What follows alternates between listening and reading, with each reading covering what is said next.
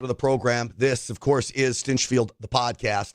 So good to be along with you. I'm going to make this very clear. I'm done with Iran. I'm done with the games. Iran is playing us. They are stalling. They are restocking. They are attacking. They are doing everything they shouldn't be doing when President Trump has set the terms.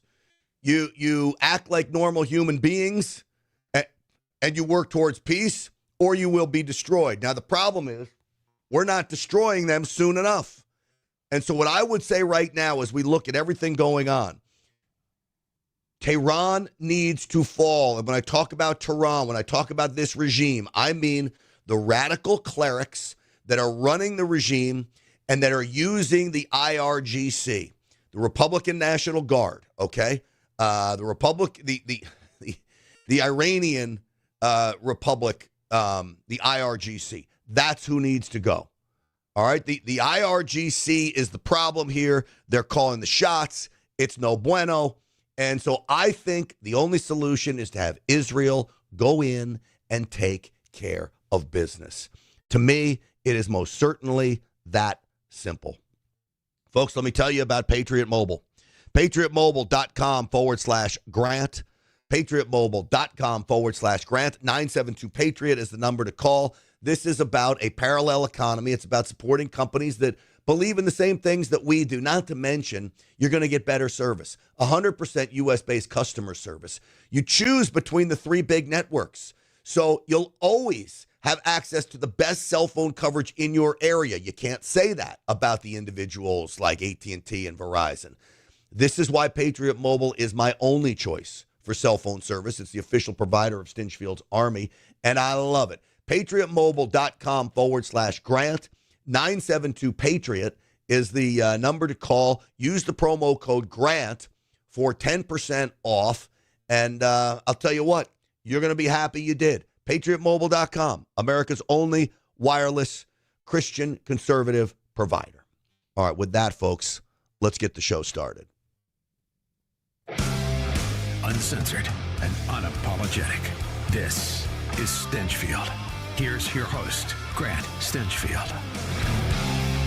All right, so what do you think of this idea of Israel going in with a ground invasion to take the leadership of the radical faction of Iran out?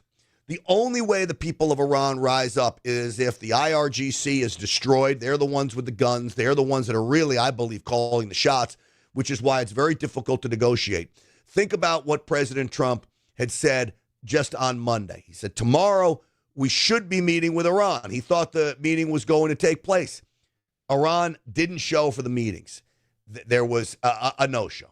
So now you got Witkoff and you got Kushner, President Trump's two confidants, that are in Doha for these talks. They're using Qatar, I believe, as a mediator in all of this. We have not had face-to-face talks with Iran. That needs to happen. But I would say this.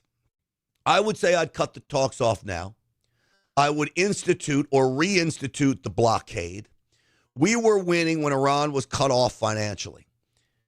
We have allowed, with this pause, Iran to regroup and restock. That is a problem. You create the blockade. You go after their military. I would say President Trump should have his fighter jets and bombers go after the IRGC, take out their facilities, their headquarters, their leadership, kick their butts in a big way from the air, and then let Israel go in with a ground invasion into Iran and take Tehran. It's the only way we're actually going to have peace in that area, because Iran is never going to agree to these deals. Now, don't get me wrong. They may agree to the deal. They're never going to abide by it, ever. So President Trump addressed the media today. This is what he had to say about what's going on over there. Iran is moving along well. They've had very good meetings, and we'll see. We hit them very hard for 3 nights, as you know, but we're getting along very well. So I call it the denuclearization, and it's all taking place. It's all going well. The stock market is setting records virtually every day. The oil price is way down. We're down at 68. I see it hit 68 today. That's lower than when I started. So oil prices way down. I think the world has realized that Tehran is not going to dictate what the oil prices are going to be. We've got the straits somewhat open. Iran continues to play games in there, though, which is a real problem. And every time they fire on one of our allies, we need to hit them harder and harder and harder. Now, as you heard Trump say, they've been hit hard for 3 nights. In many respects, I'm not sure it's hard enough. This is Trey Yingst. I'm not sure where he is, but he does such a great job reporting on all these foreign skirmishes that we have going on. This was Fox News this morning. Yeah, hey guys, good morning. Special Envoys Kushner and Witkoff met Tuesday in Doha with the Prime Minister of Qatar. These conversations were focused on moving the Memorandum of Understanding forward with Iran and keeping the Strait of Hormuz open. There are technical talks taking place today as traffic does continue to increase in the strait.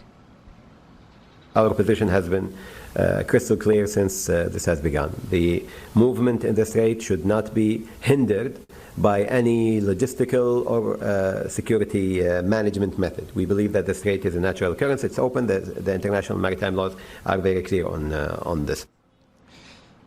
U.S. mediators remain confident that the current framework could lead to Iran making nuclear concessions. This 60-day window was discussed overnight when Vice President J.D. Vance appeared on Fox News. So here's my thing.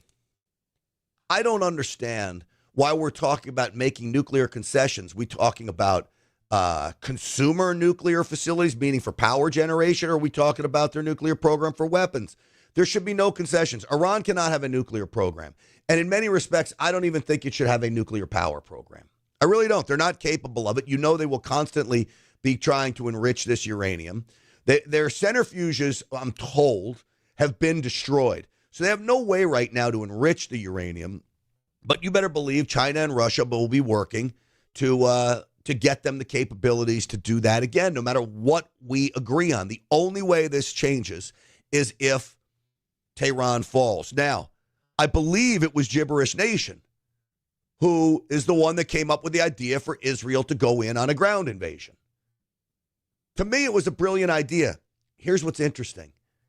Nobody wants to talk about this. I have run this by a whole slew of bigwigs, military leaders, ex-military leaders. They don't want to talk about it. I think Israel has become such a lightning rod, a third rail in politics right now that nobody wants to even cross them. But here's the thing. For all my friends out there, my America First friends, that now suddenly despise Israel and hate them, well, would you care if they went in and took care of business? I would hope not. I mean, then they'd be doing us a favor. That would be flipping the script on Israel in many respects. So you kill 2 birds with 1 stone. You let Israel handle it. We support them from the air, no problem. And Gibberish Nation, I think it was a great idea. I really, really do. And I brought it up on the Real America's Voice show last night. So this is how silly well, before I get to this, Pete Hegseth sat down with 60 Minutes. I'm going to play a clip of that.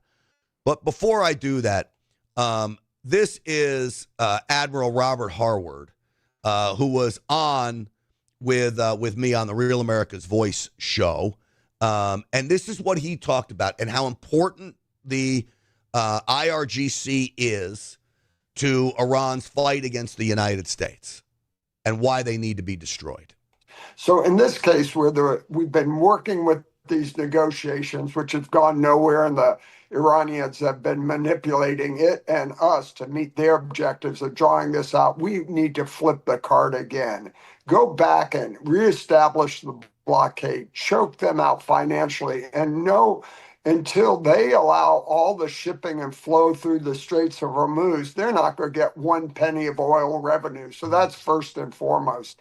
Add to that these strikes against the IRGC, their personnel, their facility, their businesses, and then retweak your blockade strategy. So it's not just a maritime, it's an air blockade. We shut down their lines of approach. We go to Azerbaijan, we go to Turkey, we go to Pakistan, and we shut down those borders And then we really force Iran to capitulate on all the issues. First, the Straits of Hormuz, then the nuclear issue. And as you're seeing now, they're still funding and supporting their surrogates.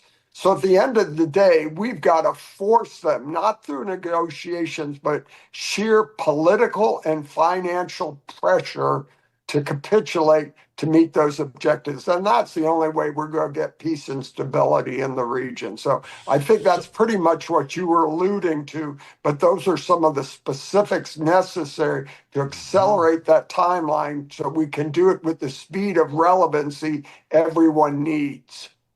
Well, that's what he means by taking out the IRGC. It's the only way we get anything done. They're the ones that are firing on our allies in the region.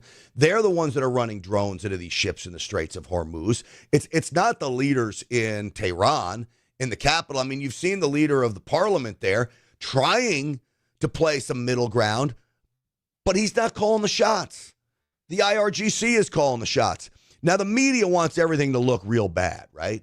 So they hit Pete Hegseth on 60 Minutes about, is Russia and China giving Iran intelligence? Well, of course they are. Who would think they wouldn't be giving them intelligence? But they play this as if it's the most sensationalistic thing. How dare Russia and China? Of course they're giving them intelligence, just like we're giving Ukraine intelligence. This is just the way big boys play. Great answer. It really is. You know, the other part of the reality of this, and I think President Trump spoke to this, is that we expect Russia and China to be giving them intelligence. There's nothing they can tell Russia and China that will stop the United States from enacting its will on Iran. Nothing. The question now becomes, what is our will? Now, is President Trump the one who's stalling? Maybe President Trump has a plan to stall this thing out for a reason. Maybe he wants to just, let this thing fester, get through the midterms, and then once the midterms are over, maybe all holy hell will be unleashed on Iran. If I was Iran, I'd be very concerned about that's a strong possibility that President Trump could be thinking about that, doing it that way. And so, we shall see. But in the end, something more needs to be done here. J.D. Vance. I actually think that the United States is in a great position, however the negotiation ultimately shakes out. If the negotiation is successful, which obviously we want it to be successful, you have an Iran that is permanently transformed, that's not funding regional terrorism and instability, that has permanently given up on any nuclear weapons ambition, and that as a result is welcomed back into the world economy. That's a great outcome for the American people. It's a great outcome for the whole region. But Laura, if on the other hand, the Iranians don't behave, if they don't make the concessions in the negotiations that we need to see, their nuclear program is still destroyed, their conventional military is still destroyed, and the United States is still in a much stronger position relative to the Iranians. So my attitude on this, Laura, is we have all the cards in the negotiation. We obviously want it to be successful, but even if it's not successful, we've accomplished the core mission, which is to ensure that the Iranians never have a nuclear weapon. In other words, it's a win-win outcome for the American people. And I think because of that, what you see in the room, Laura, is I think evidence of a real push and pull in their system. All right, so this is maybe even a more concise way of telling you what I was just trying to say. The mainstream media wants you to think that we're losing. What J.D. Vance just explained is that we've already won. I mean, they don't have a nuclear weapon. There is no way they're going to get a nuclear weapon. It'll take decades to rebuild that. Not a chance. Can they still wreak havoc? Do they still have capabilities? Yes, we've seen it. I mean, no one can argue they don't have capabilities to wreak havoc. They do. But they don't have a nuclear bomb. So in essence, mission accomplished. The question is now, how far do we want to go? And I say regime change is what needs to happen. And it needs to happen in a very, very big way. All right. Hey, I've got a decent surprise for all of you. I'm going back to putting out merch. I stopped putting merch out a while ago.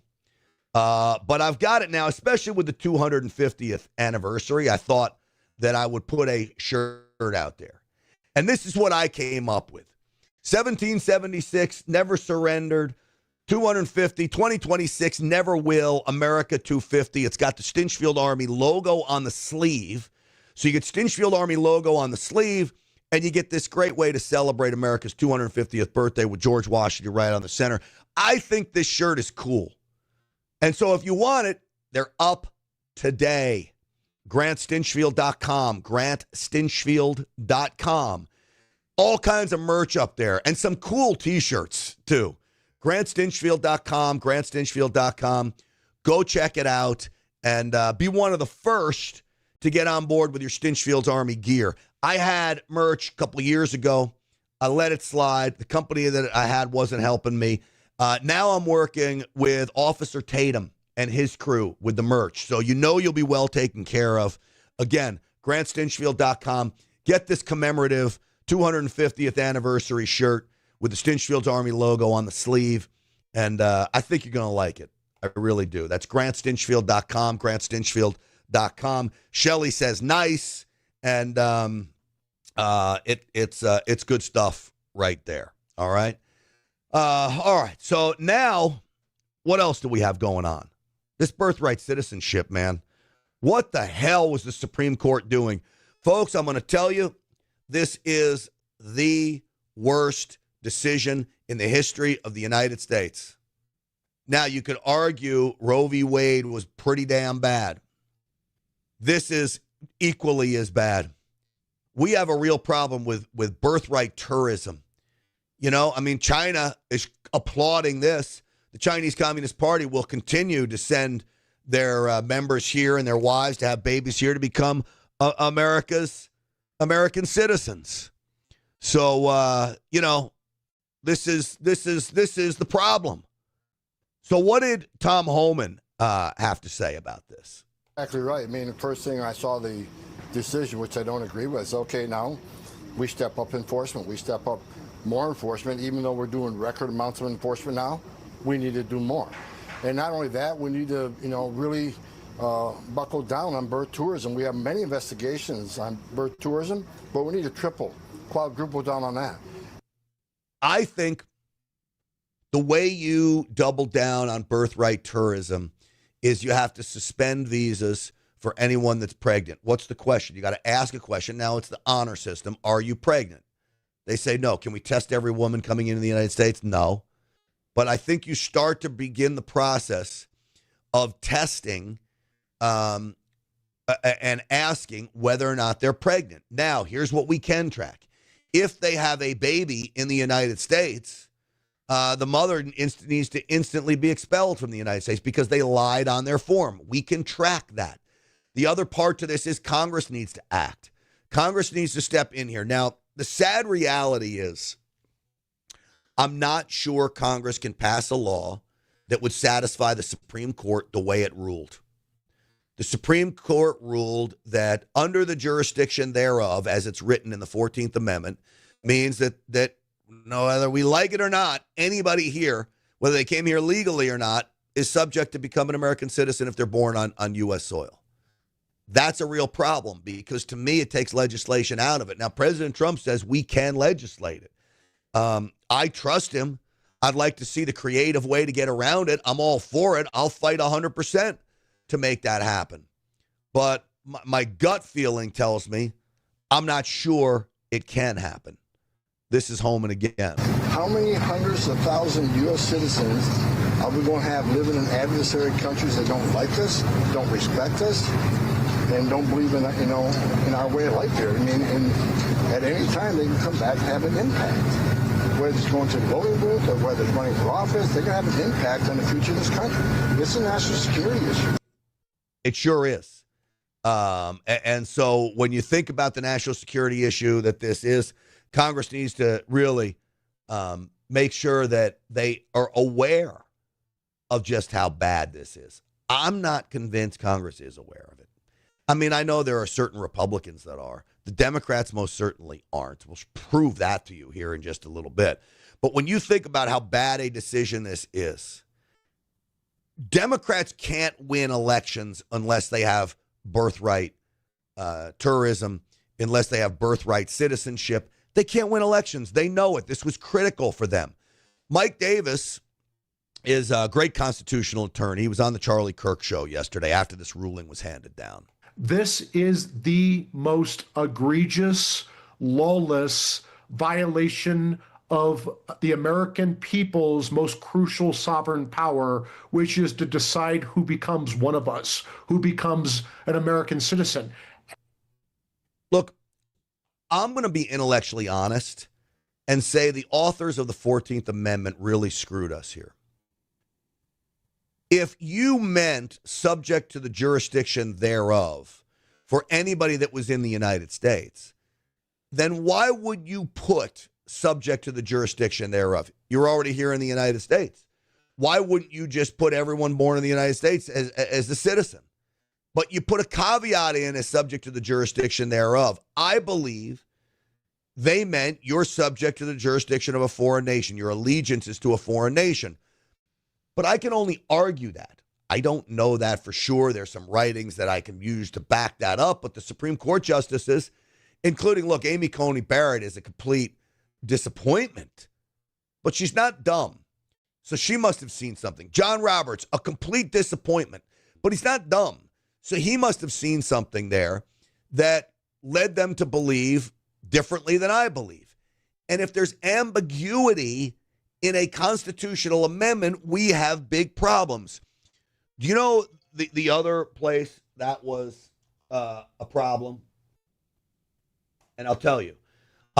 I now want to say the subject to the jurisdiction thereof may have been the most poorly written amendment in the Constitution.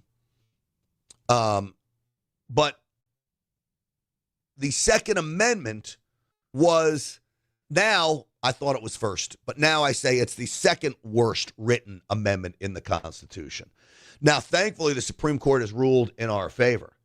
A well-regulated militia being necessary to the security of a free state, the right of the people to keep and bear arms shall not be infringed. What the fuck did you need a well-regulated militia in there? You didn't need that, okay? That only created ambiguity. Do you mean an army? Do you mean our army? Well, the Supreme Court ruled that we are the militia, and that's how I would interpret it. But why are you doing that? Why wouldn't you just drop that line and say literally the right of the people to keep and bear arms shall not be infringed? That's it. That's the whole Second Amendment. When you look at the 14th Amendment text, pull it up. Hold on. Give me 1 second here. I should have had it up already, but all persons born or naturalized in the United States and subject to the jurisdiction thereof are citizens of the United States and the state wherein they reside. Now, again, if you wanted it to be all persons born in the United States, you didn't need subject to. Let me read it the way, if they intended it the way the Supreme Court ruled. It should have been written like this. All persons born or naturalized in the United States are citizens of the United States and of the state where they reside. No ambiguity. We understand 100% where you're at. But adding in the line, and subject to the jurisdiction thereof, well, that created the ambiguity. And what happened to beyond a reasonable doubt? If there's ambiguity, wouldn't you go on the side of caution? Times have changed since when this was written. I mean, we now have people using jet airplanes, private ones, by the way, to fly over here and come in. So that's the problem. Okay? The times have changed. That doesn't mean the Constitution is living and breathing. It is not living and breathing. The Constitution is a document. I want justices to take the words and interpret it as they see fit. And honestly, that's what they did here. Amy Coney Barrett and John Roberts got it wrong, but I think they took the words. I understand how that throws a whole little argument in it. I really do. Subject to the jurisdiction. Does that mean they're here in the... Of course. I mean, I guess you'd say, well, you're subject to the jurisdiction of following our laws. If you commit a crime, I'm throwing you in prison. You could argue that maybe were they saying that this does not mean for ambassadors and their families that are not subject to this? I mean, again, I don't know. And that's the problem with the way it was written. But this, just quite frankly, ticks me off. This is what Democrats believe. This is why we are where we are. And this is why the fight will only continue. We are the owners of that document, the Constitution, an elastic document that will stretch to include everybody so that every child has the opportunity to achieve the American dream. Hoy ganó la Constitución. And then he starts speaking Spanish. Do you see what this ruling did? It empowered the left to come up with more wacky ideas and interpretations of the Constitution, to bring more suits like this, to overwhelm the Supreme Court. It also empowered illegal aliens, encourages illegal border crossings to come here and have a baby, and then your kid is an American citizen. This was, quite frankly, an absolute disaster. And the justices should be ashamed of themselves. Here's another Democrat. It's ridiculous, and I just come back to what Vice Chair Lou said, and it's the blessing of this country to have somebody illegally immigrate and then have a family. Wait, what did he just say? To have somebody illegally immigrate and then have a family behind them. This was the right decision. This is the beauty of America, to have someone illegally immigrate and then have a family here. So you really love the idea of people sneaking into the country so much to have babies. You love this idea. Of course you do, because they're the ones that will be electing you in the future. The part is that it wasn't a unanimous decision. Unanimous decision. My God. These people are all lunatics. They're kooks. I'm telling you, folks, they are kooks. Jonathan Turley, the law professor. You know him from Fox. Well, look, we just said that this is a disadvantage to. All right, hold on. That's on the transgender. Well, I'm going to get into the transgender here in a minute. That'll be the first clip I play. Speaker Johnson. Very disappointed in that outcome. I think it subjects the country to serious challenges going forward, and we'll have to deal with it as a Congress. So he says we'll have to deal with it as a Congress. Our Congress right now doesn't deal with shit. They don't deal with anything. We have control of the House. We have control of the Senate, and nothing gets done. So now you want to stand up there and look, I think you're a nice guy, Speaker Johnson. I think you're doing as well as you can given the circumstances that surround you. But quite frankly, nothing's happening in Washington. The Save America Act isn't passed. I want national reciprocity for my gun rights, that I can carry my firearm in every state. I'm going to go home to New York on July 4th weekend. There are people literally issuing death threats to me, not on a daily basis, but often enough that I can't protect myself in my home state because we can't get national reciprocity passed through. So I got to walk around basically naked without my firearm and be an open target for anybody who wants. I'm so outraged by that.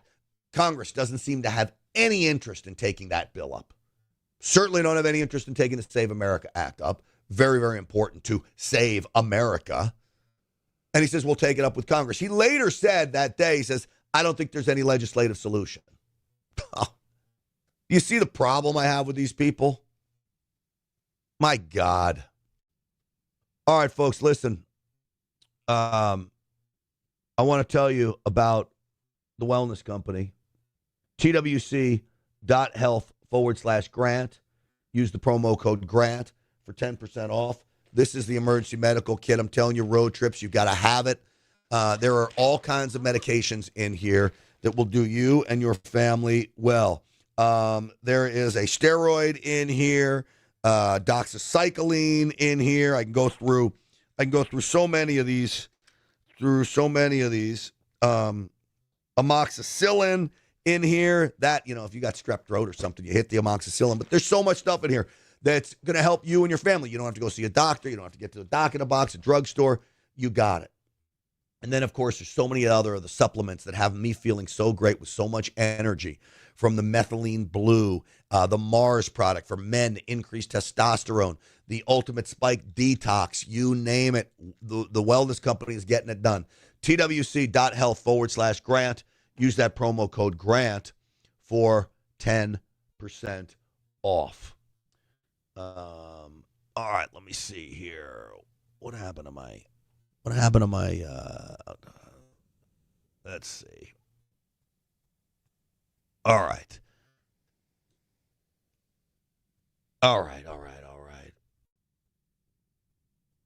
Did I go? There we go. I didn't go dead, right? I'm good. No, I see you guys. Okay. Here and here and here. Okay. I don't know. I've been having all kinds of technical issues today, folks. It's been a run this morning, to say the least. But we're here, and I'm loving you guys in Stinchfield's Army Rolls. Now, I'll tell you about the transgender stuff in a minute. But before we get that, I wanna stay on this topic of illegal immigration. Sheridan Gorman's mother testified before Congress. And what a disaster it was. Democrats showed no respect to this woman who lost her daughter, a Loyola student in Chicago. You may remember the story. She realizes she comes across this evil, illegal alien, tries to get away, and gets shot in the freaking back. This was the mom. The story is about my Sheridan. It's about how failed border policies, sanctuary city laws, and twisted leaders refused to cooperate with ICE. They sent her to her grave. It's about a government and politicians that forgot their first priority. And the question before this committee is painfully simple. When did protecting our American citizens stop being your first priority? And even more important, why? So, you hear what she's saying? Democrats sent her daughter to the grave. It's not Republicans engaging in these sanctuary city policies. It's not conservatives. It's not Stinchfield. It's not the NRA. It's not Turning Point USA. No, it's Democrats on a whole, from the bottom to the top. Sanctuary city policies got Sheridan Gorman killed. And these Democrats, quite frankly, don't care. I don't understand why it's only the Republican side that cares about our American children. And I know that you're a mother. I know that you're a father. I deeply value that. But basically what you just did, what you said was, I'm so sorry for your loss. I have a daughter too. I have a son. I feel your pain. You don't. You don't feel my pain. Because the next words out of your mouth were, but. There's no but. When your child is in a coffin, there's no but. Oh, gosh.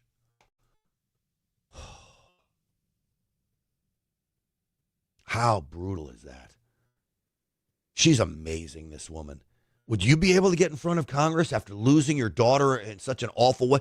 Forget about losing your daughter in any way, but in a way like this, would you be able to get up in front of Congress and give such an eloquent remarks to members of Congress, half of which are trying to help you, half of which aren't? This was Congresswoman Jayapal, this witch with a B. My Lord, where does she get off? Unfortunately, this hearing is, it's the fourth time in this committee that we've had a hearing on sanctuary cities, the fourth time. And there's many other things that we could be doing other than this. You have the gall to say that in front of a mom? Many of them, by the way. These were angel families that were there testifying. In front of parents who lost their children. Oh, there's more we could be doing instead of this. The policies in your blue cities are getting American citizens killed. Wake up. Stop the pandering. And quite frankly, the poor people in these cities don't want them to be sanctuary cities either. They want the drug dealers and bruisers off the streets. These people make me sick. And then this went down. The same outrage you feel about Renee Good and Alex Preddy, you should feel about Sheridan Gorman and Laken Riley and every angel family in this country. I do feel that outrage. You do not. Because if you did, you would not support sanctuary jurisdiction. Do you feel the outrage about Alex Preddy and Renee Good? You should be ashamed. You don't belong in this committee. You should get the hell out of here. You don't understand the rules of the committee. You don't understand the Constitution. You're a disgrace. Full of it. Mr. Raskin, full of disgrace supporting sanctuary policies. Say one word about Get rid of sanctuary Alex. Who's in the wrong there? Not the Republican. Jamie Raskin. He's the one that's saying you're a disgrace. Jamie Raskin, you're the one pushing the sanctuary city policies that literally have gotten Americans killed and will continue to get Americans killed. I do not understand what it is about protecting criminals and the Democrats. Maybe because the Democrats are the party of criminality, this is why they feel so compelled to protect criminals.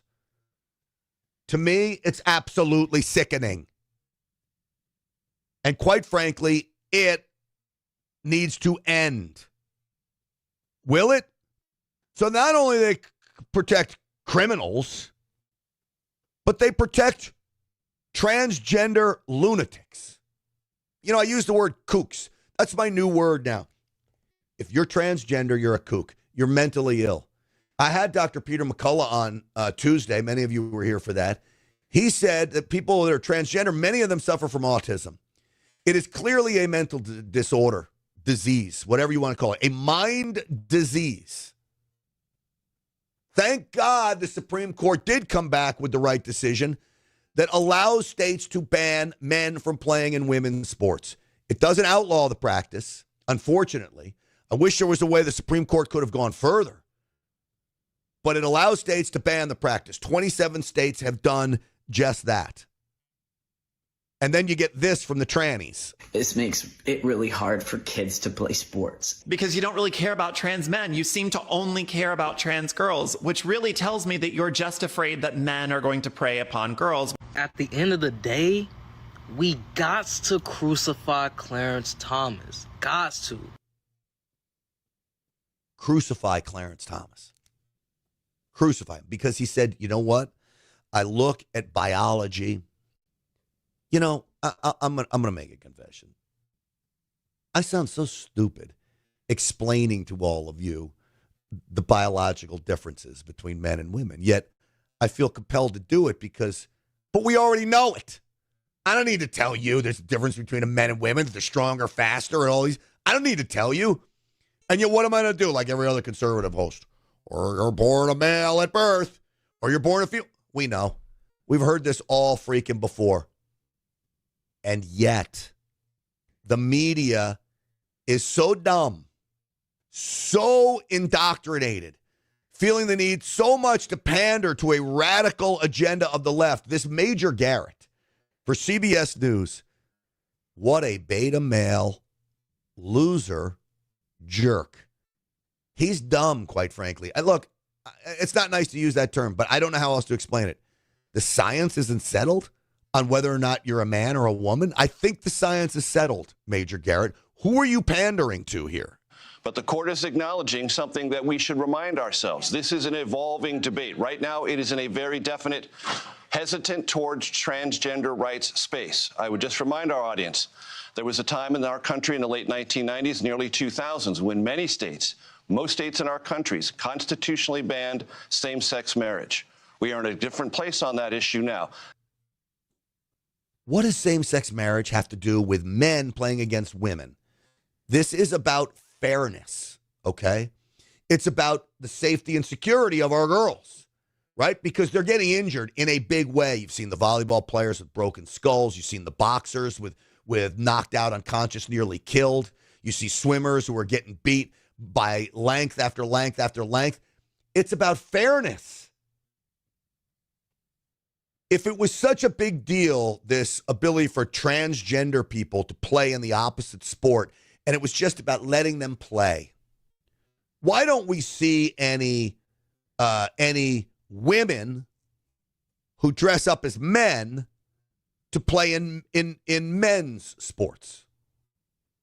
Why don't we see that? We don't. That's not a problem. Women playing in men's sports is not a problem. Why? Because they can't win. They can't beat us on a whole. They have no chance of succeeding in that league, so that's why they don't go into it. But you see men going into women's, how do they sleep with themselves? Like literally, how do you lay your head on the pillow and feel proud about what you did? That's what I mean when I tell you it's a mental disorder. Listen to this on MS Now, okay? And it seems as if what the court has said today is that biological sex is what the parameter is. This is how we determine what is okay and what is not. It is okay, according to them, to separate between the two biological sexes. Yep. You nailed it. That's right. I almost think that even if you're not transgender, that there's something mentally irregular about these Democrats that are arguing this issue. First off, it represents such a small portion of the population, but they want us to make it look like this is the biggest problem ever. And it is a big problem if it's your girl that having to compete against a boy. They're lunatics. Every single one of these Democrats is a lunatic. How about this guy, right? You tell me, does this guy is he dying for attention? We know that these cases are not actually about trans people in sports. This is about power, and this is about control. And this is about trying to make it so that we cannot show up and live authentically as the people that we are. And every person, again, deserves the right to be their authentic self and be able to participate in sports. Participate in sports. This is not about power, unless you want to consider it's the power of men to destroy women in the game that they're playing. Then yes, it's about power. They just want a level playing field and fairness so these girls who work so hard can reach the heights that they're working and trying to get to without having to have a man step in front of them and steal the trophy. It literally is. It literally is that simple. All right, let me tell you about Lost Soldier. I'll tell you, for the 4th of July, Lost Soldier has lowered their threshold to invest. I believe they're now at $25,000 to invest in Lost Soldier oil and gas. This is about creating generational wealth. That's the oil and gas industry. You get gas coming out, these wells can produce for decades. You have royalties that would come in this play. It's Wyoming's Bison Basin. They believe it's one of the largest natural gas finds in America. The founder of Lost Soldier really felt strongly about bringing this to the masses. Accredited investors for a private placement. You get royalties and overriding royalties. You get stock in Lost Soldier, and you get the tax benefits, which, because of President Trump's one big beautiful bill, are pretty damn impressive. Up to 100% deduction of your investment. That makes it very, very attractive. LostSoldier.com. The team is very transparent. Click on the Invest Now button. Rob, a good friend of mine, will call you back. He'll go through everything, send you everything you need. They'll answer every question possible. We do webinars all the time. You can go through and watch some of those old webinars with every question imaginable answered. It is about transparency. LostSoldier.com. That's LostSoldier.com. Please pay them a visit. All right. Now, with this trans stuff, it is most certainly one of the biggest problems we are facing. And, in the end, when you look at this, how do you stop it? Well, you stop it through awareness. You stop it by saying, you know what, we're not going to take it anymore, and our kids are not going to compete against men, and we outlaw it. It's outlawed in 27 states. Let's make it 28, 29, 30, 31, 32. Outlawed in every state. The U.S. Olympic Committee, I think I say, finally outlawed it. It's illegal in Texas. The law says you can't even do it in college. And so this is what we need states to do. CFAM 54 says these people need God. They most certainly do. I feel like the Democrat Party is godless. They hate the idea of religion. If you're beholden to a higher power, how are you going to be beholden to their crazy, wacky form of government? So in the end, I think you're right, CFAM. Hey, listen, folks, I'm going to cut it short today just a little bit. Hey, and don't forget, you want to get your shirts. They're out today, all right? Let me know what you think. GrantStinchfield.com, right there on the homepage. Click the order now. It'll take you to the Shopify site. GrantStinchfield.com. Never surrendered, never will. I love it. And you better believe we will never surrender. Happy 4th of July as we come upon our nation's 250th birthday. That shirt right there is there for you to celebrate along with me. GrantStinchfield.com. That's GrantStinchfield.com. Hey, folks, please like, share the podcast, Stinchfield 1776 on all the social media platforms. And we will see you back here tomorrow morning, same time or afternoon, depending on where you're watching. And on the Real America's Voice show tonight, 7 p.m. Eastern time. God bless all of you. We'll see you then.